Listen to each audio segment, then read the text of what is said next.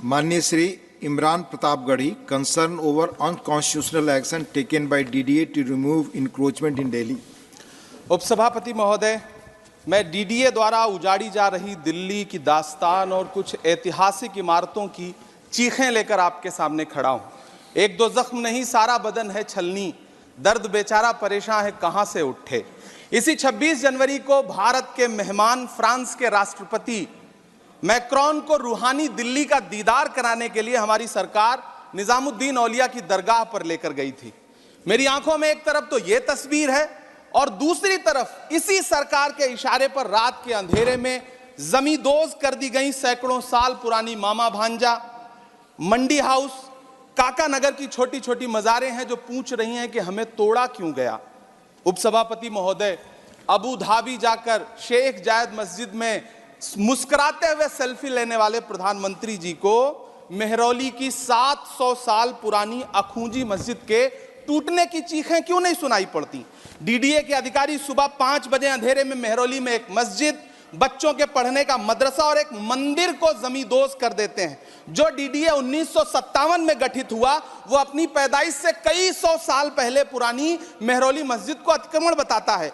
क्या विकास प्राधिकरण संसद के बनाए हुए 1991 वर्शिप एक्ट को नहीं मानते? संसद से 4 कदम की दूरी पर मौजूद सुनहरी बाग मस्जिद, जिसका सैकड़ों साल पुराना इतिहास है, जिसके सहन में कभी संविधान सभा के सदस्य इंकलाब जिंदाबाद का नारा देने वाले मौलाना हसरत मोहानी बैठा करते थे, वो आज एनडीएमसी को अतिक्रमण नजर आता है।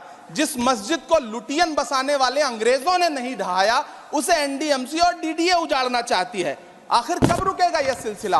तुझको कितनों का लहू चाहिए अर्ज़े वतन, कितनी आहों से कलेजा तेरा ठंडा होगा।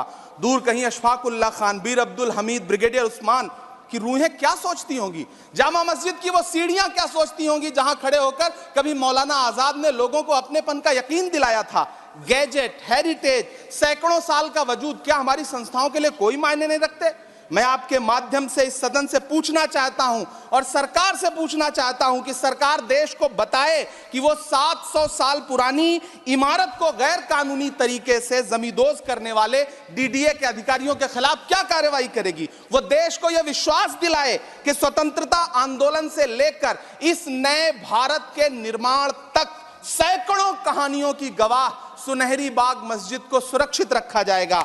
विरासतों को सहेजा जाता है, उनसे नफरत नहीं की जाती, उन्हें उजाड़ा नहीं जाता। धन्यवाद।